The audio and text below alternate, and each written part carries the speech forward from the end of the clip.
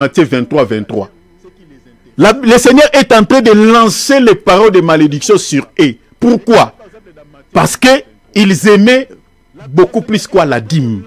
Le Seigneur dit, malheur à vous pharisiens et scribes. Pourquoi le Seigneur est en train de leur lancer la parole de malédiction? Le Seigneur dit, hypocrite. Je vous avais expliqué l'hypocrisie ici. Il ne faut pas le comprendre, le prendre au sens littéral du terme. Non. L'hypocrisie dont le Seigneur parle ici dit hypocrite parce qu'il a répété ça plusieurs fois dans Matthieu 23. C'est les levains. C'est un faux enseignement. C'est ça ce qui veut dire l'hypocrisie. En d'autres termes, le Seigneur dit de faux enseignants. Mais maintenant, le Seigneur dit quoi? Parce que vous payez la dîme de la menthe, de la nette et du cumin. Tout ce qui leur intéressait dans la Torah, c'était la dîme de la menthe, la dîme du cumin, c'est-à-dire tout ce qui touche la chair. Mais le Seigneur dit quoi? Et que vous laissez ce qui est plus important dans la loi. Est-ce que vous voyez cela? Donc c'est-à-dire la dîme n'était pas plus important. C'est ça en fait la pensée. La dîme n'était pas plus importante.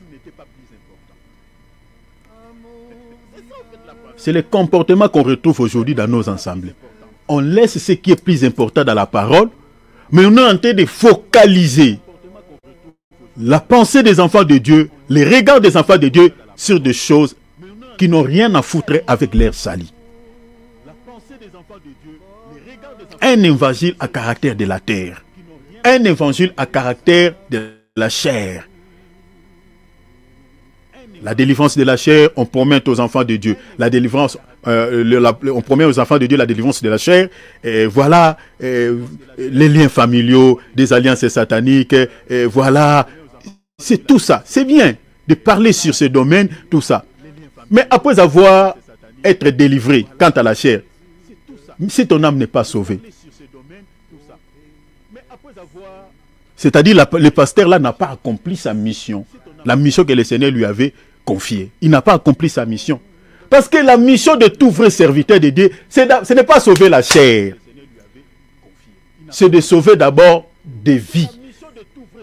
Salir de l'âme. Communiquer la vie dans l'âme. Ce n'est pas d'abord sauver la chair. Mais il y a bien des ministres qui ont oublié cette mission. Entrer sur la toile, délivrance matin, midi, soir, les liens familiaux, ça ne se finit pas. Hein? Bien aimé, est-ce que vous pensez que notre combat avec les diables sur cette terre, ça finira? Ça finira pas. Tout à l'heure, je vous ai exhorté. Les esprits, quand on les chasse, ils ne partent pas pour dire bon. Ils reviennent encore. Ils retournent. On aura la paix entre nous et les diables quand le Seigneur viendra nous chercher. Quand l'enlèvement aura lieu. C'est alors notre combat avec les diables finira. On peut vous prêcher sur les liens familiaux matin, midi, soir. On vous parle sur les oppressions sataniques. On vous parle sur les envoûtements. On vous parle sur des alliances sataniques. On vous parle sur toutes ces choses, bien-aimés. Mais sachez-le qu'aujourd'hui, quand le Seigneur te délivre des liens familiaux, cela ne t'épargne pas des autres influences démoniaques. Cela ne t'épargnera pas. Surtout, nous les chrétiens. Vous savez, les diables nous attaquent beaucoup plus par deux domaines. Beaucoup plus. Je parle des chrétiens authentiques qui marchent dans la crainte de Dieu. Les diables s'attaquent à nous beaucoup plus dans deux domaines. Un, les diables s'attaquent aux vrais chrétiens. Les diables utilisent beaucoup plus l'obsession satanique et puis l'oppression satanique.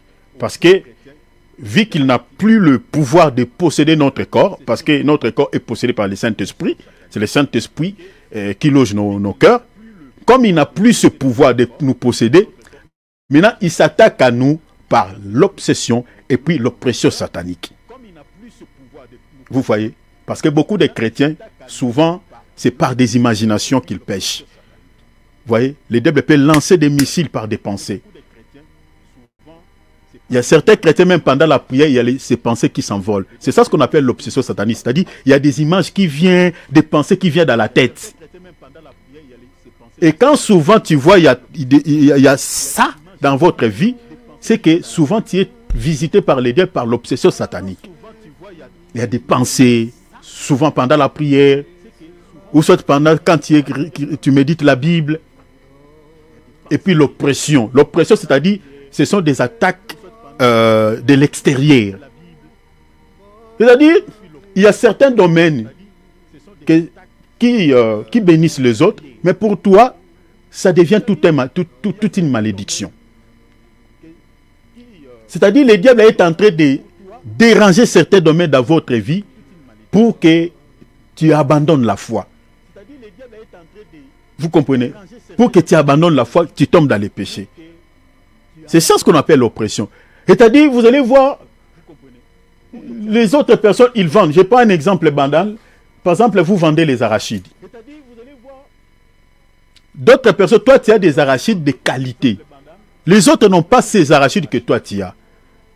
Mais on est en train d'acheter leurs arachides malgré c'est des arachides de mauvaise qualité. Mais les gens achètent quand même ces arachides. Toi qui as des arachides de bonne qualité, les gens ne viennent pas. Tu pries, c'est comme si tu ne pries pas. Tu te poses des questions du Seigneur. Mais moi, j'ai des choses de qualité. Comment les gens achètent ce qui est de mauvaise qualité ne viennent pas chez moi? Vous savez, c'est qui fait ça? C'est le diable. Il a mis peut-être quelque chose, il est en train d'envoyer les clients vers ses enfants. Et il t'empêche d'être béni. Parce qu'il n'a pas le pouvoir de posséder ton corps. Et il t'oppresse. C'est ça ce que beaucoup de chrétiens subissent. Les oppressions, l'obsession. Mais maintenant les païens, les diables les possèdent parce qu'ils n'ont pas le Saint-Esprit. Et la possession, c'est très dangereux.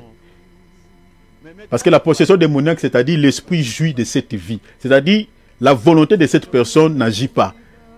Donc tout ce qu'il pose comme acte, c'est des démons. C'est pour ça que vous allez voir certaines personnes, après avoir posé un mauvais acte, et puis ils regrettent. Pourquoi ils les regrettent? Parce que c'est comme s'il avait agi par l'inconscience. C'est ça ce qu'on appelle la possession démoniaque. Il y a beaucoup de choses à dire là-dessus, mais je ferme cette parenthèse. C'est pour vous dire que nous, en tant qu'enfants de Dieu, nous avons besoin de salut de l'âme. Donc, un vrai ministre de Dieu, qui est mandaté par Dieu, sa mission, c'est d'abord de sauver des vies. Et puis, on peut aussi prier le Seigneur par rapport à certains domaines qui ne marchent pas sur le plan physique. Mais le primo, d'abord, c'est l'âme. Et beaucoup de serviteurs de Dieu se comportent comme des pharisiens.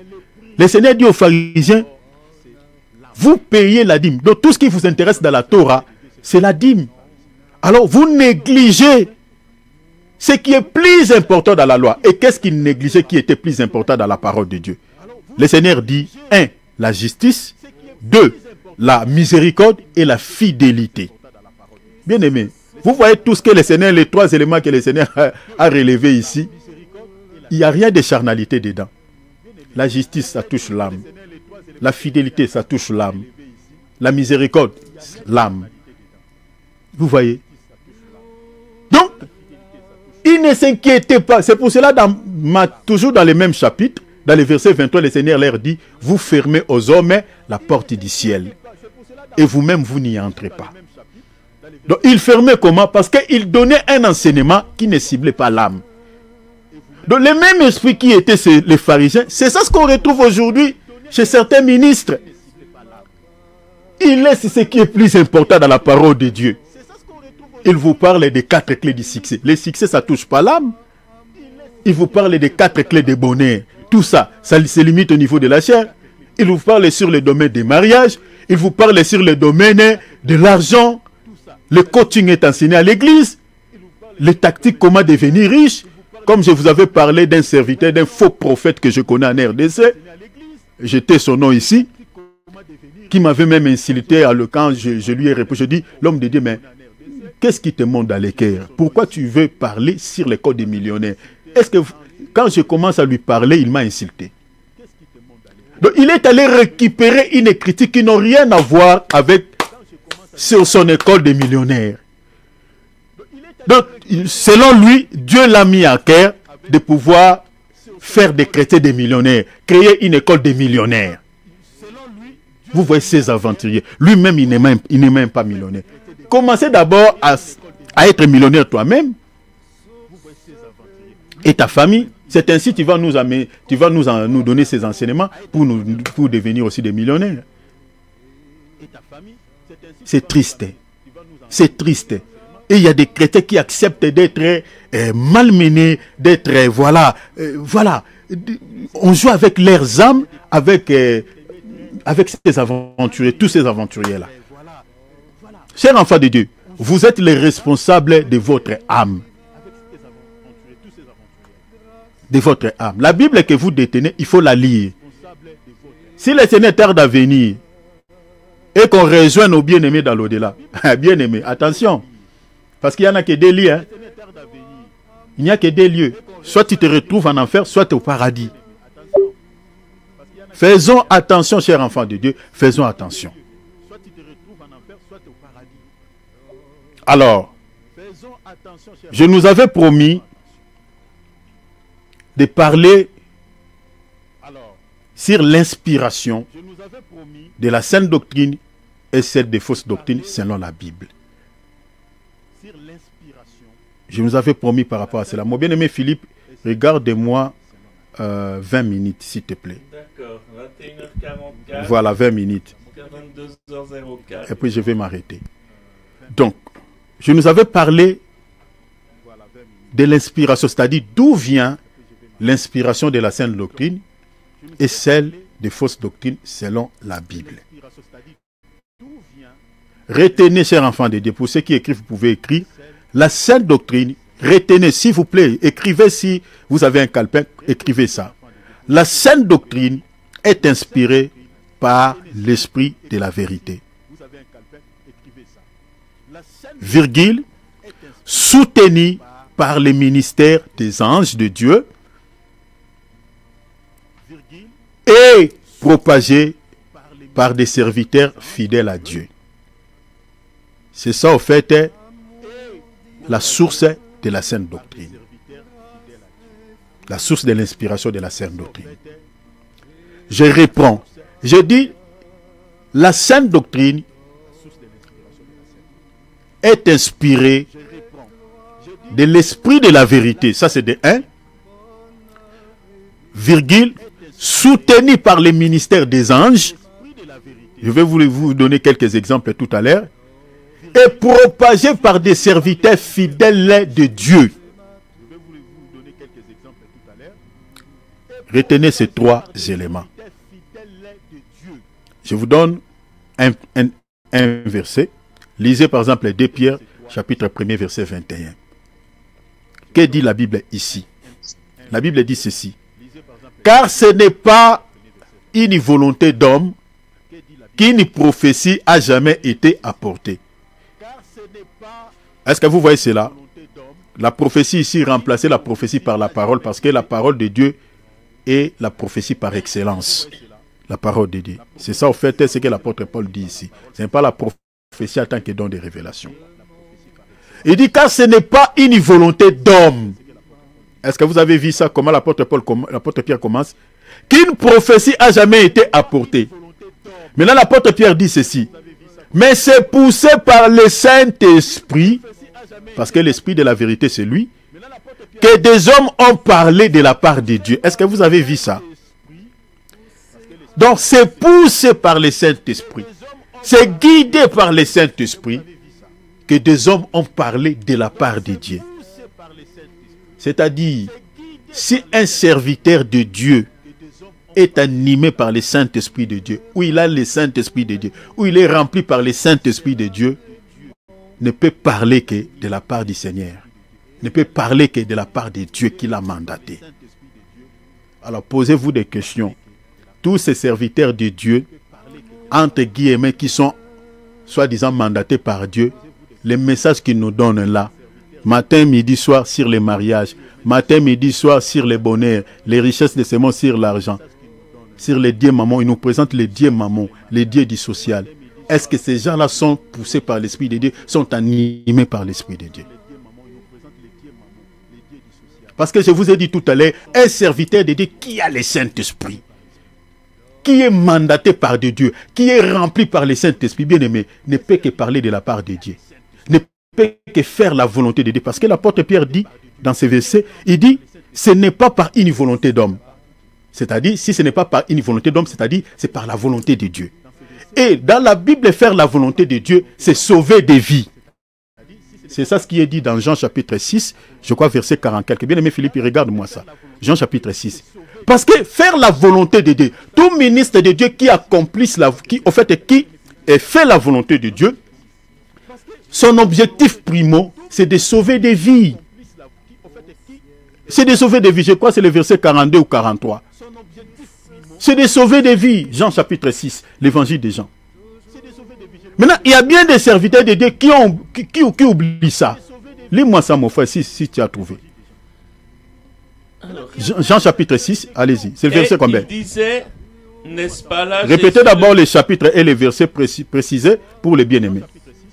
Alors Jean 6, 42. Merci, mon frère. Et il disait, n'est-ce pas là Jésus, le fils de Joseph, celui dont nous connaissons le Père et la Mère?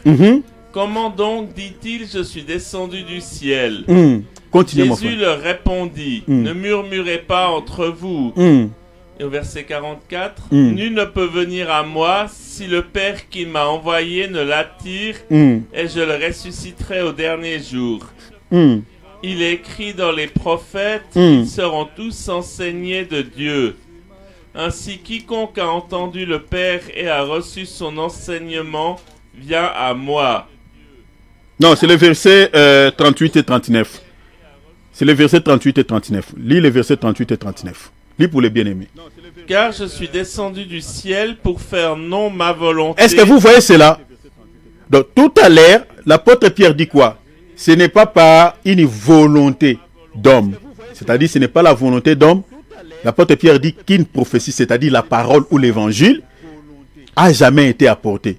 C'est-à-dire, c'est par la volonté de Dieu. Or, la volonté de Dieu, c'est quoi? La volonté de Dieu, selon sa parole, veut dire quoi? Continuez.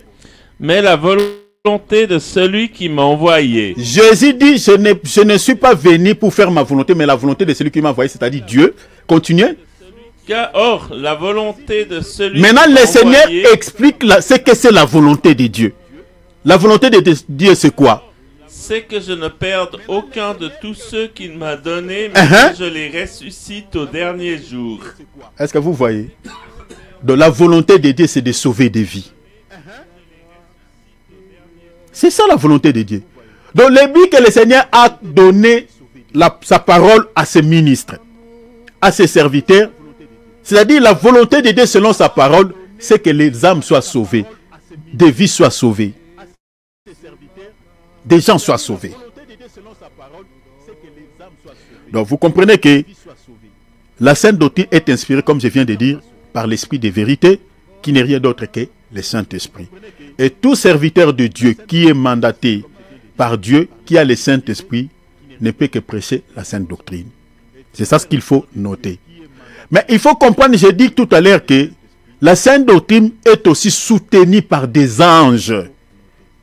Bien aimé, retenez ce que je vous dis. Vous savez, ce genre d'enseignement, il y a peu de chrétiens qui les intéressent. Mais ce sont des choses, mais bien aimé, si vous avez la connaissance de tout ça, bien aimé, vous avez la vie. Vous avez la vie. La saine doctrine est soutenue par les anges. Je vous donne un texte. Allez dans l'épître